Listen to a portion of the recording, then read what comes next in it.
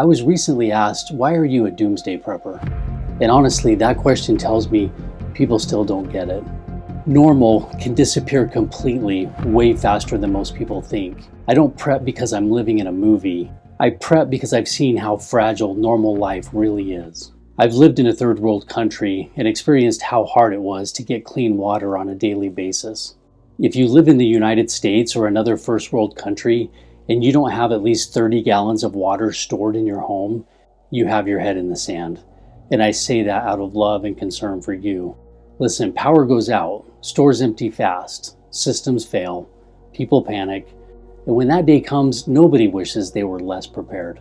So in this video, I want to explain why I prep, what changed the way I see the world, and why one day you might see it the same way.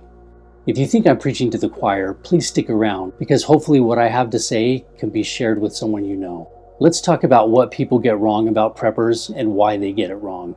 First of all, I think for the most part there are two kinds of people that hold up prepper stereotypes.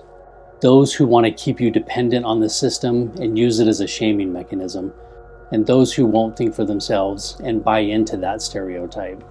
That's why people get it wrong. This is what people get wrong.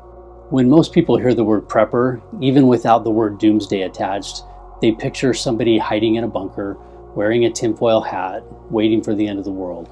And honestly, I get why. That stereotype has been pushed for years.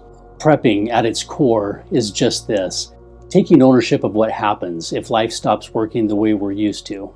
Again, it has everything to do with responsibility. That's it. Because when the power goes out, when the supply chains break, when weather turns bad, when the store's empty, when help takes too long, because it will take too long, you need to be the one with the plan in place. It doesn't matter who or what caused the problem. You're the one that'll take charge and set that plan in motion. If that statement scares you, then you probably have handed that responsibility off to someone else, and it's out of your control. Maybe it's not a person, maybe it's an entity or an organization. If that's the case, it's time to take it back immediately. If you have accepted that stereotype about anyone, then just flip it on its head. It's your choice. What are you going to believe? That providing for and protecting your family is paranoid? Or providing for and protecting your family is your responsibility? Because preparedness has everything to do with responsibility. Otherwise, you would be telling me that it's because of paranoia that you require your kids to wear a seatbelt.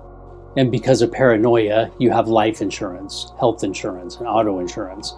And because of paranoia, you require a helmet for your kids when they're on an ATV or a bike. You get the point.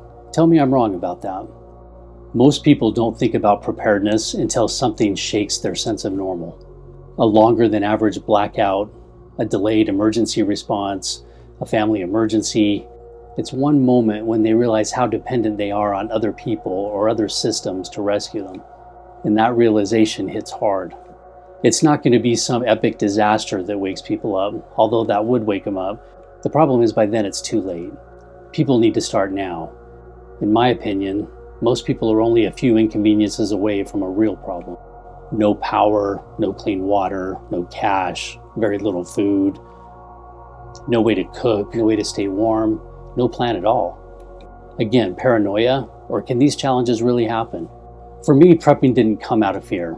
It came from seeing how quickly things can go sideways and realizing I never wanted to be caught off guard. I started asking myself simple questions. What if the power is out for days? What if I can't get to the store? What if my family needs me to solve problems and I'm not ready? Talk about responsibility. That answer can sit heavy at times. And once you start asking those questions and answering them honestly, it changes the way you look at everything.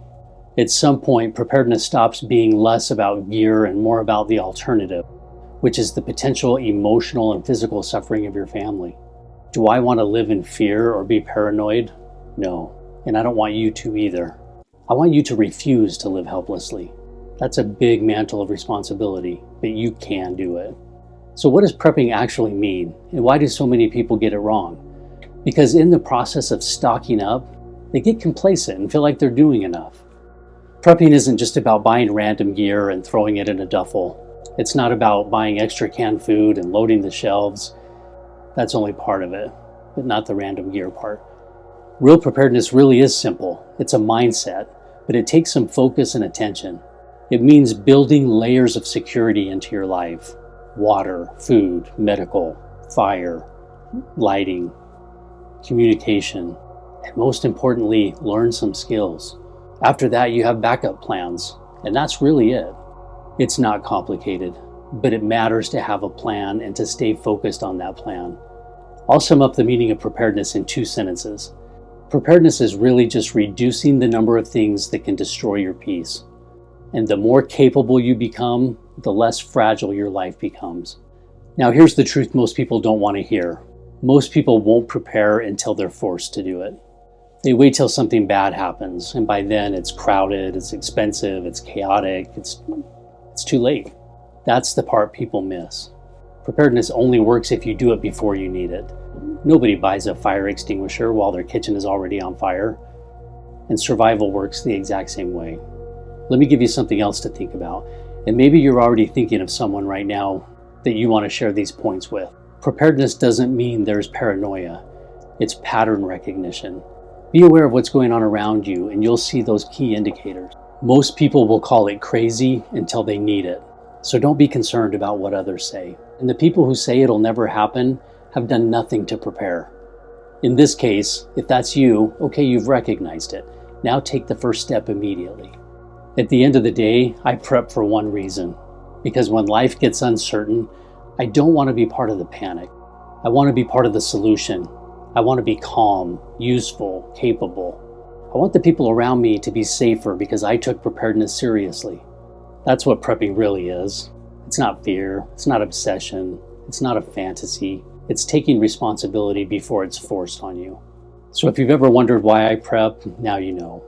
It's not because I'm waiting for the end of the world. It's because I've learned not to trust comfort as a guarantee.